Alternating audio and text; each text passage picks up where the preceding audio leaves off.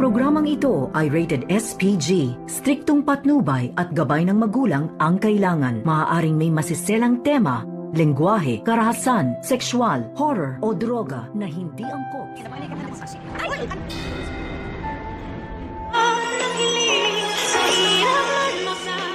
Ngayong Sabado, narito na nga ang ating pakaabangan sa episode na Abot Kamay na Pangarap.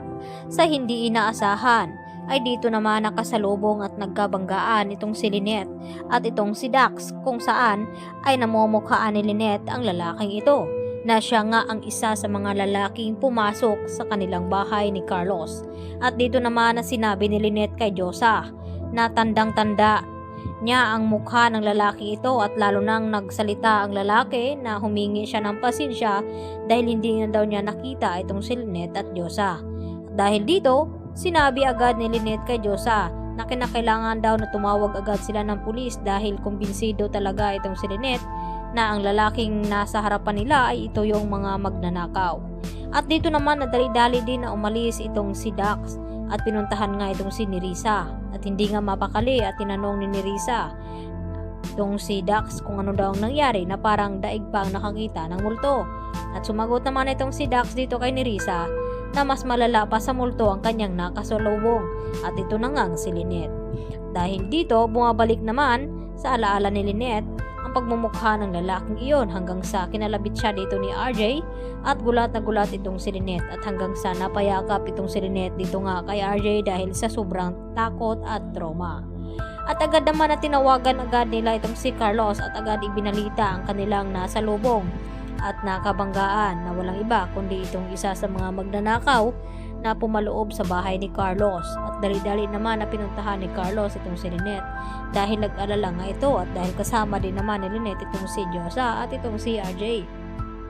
At nagtataka itong si Carlos kung bakit pati si RJ ay naroon. Yun nga ay may dinaanan nga itong si RJ at papunta nga ito sa presinto ng pulis upang makibalita kung may update ba dito sa mga hinahanap nilang kriminal sa nangyaring ang aksidente kay Lolo Pepe. Samantala dito sa Apex, nag-uumpisa na nga ang trabaho dito ni Justin at ni Eric, at gusto naman na sorpresahin ni Giselle itong kanyang anak na si Justin at pagandahin itong kanyang opisina, at proud pa nga ito at nagbigay pa ng bulaklak dito sa kanyang anak na si Justin. Subalit ay maya-maya nga ay tila hindi nagustuhan ang presensya dito ni Giselle kay Justin, at agad na itinapon ang bulaklak, at dito naman na hindi nagustuhan ni Eric at tumaas nga ang boses dito ni Justin dito nga kay Giselle na wag daw magpakaina dahil matagal na nga daw niya itong itinakwil, at tila hindi nagustuhan ni Eric. Kaya kunwari nilapitan niya itong si Justin at pinagsabihan na wag daw bastusin ang kanyang ina dahil kahit anong mangyari ay ina niya pa rin ito. At matapang naman na tinanggap ngayon ni Annalyn itong hamon ni Doc Carlos Benitez dahil nga sa hindi inaasahan na panauhin na bisita na si Ma'am Pokwang. At dito nga na nakihalubilo nga ito at nakilala ni Annalyn. At nang marinig nga ni Aling Pokwang itong kausap ni Annalyn at nangumusta ito dito kay Dr. Santos kung ano ang nangyari at problema, at agad naman na nag-open ng idea itong si Annalyn, kaya awang-awa naman itong si Ma'am Pokwang dito kay Annalyn, at ganoon din naman itong si Annalyn kay Ma'am Pokwang, at nagaanan na nga niya ito ng loob. At mamang na nga daw ang gustong ipatawag ni Ma'am Pokwang dito nga kay Annalyn Santos sa kanya.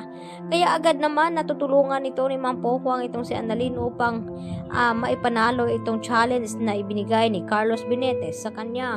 Kaya yan naman ang ating pakatutukan bukas mga kapuso. Dito lamang yan sa Abot Kamay na Pangarap. Yan lang po, at marami pong salamat. Bye!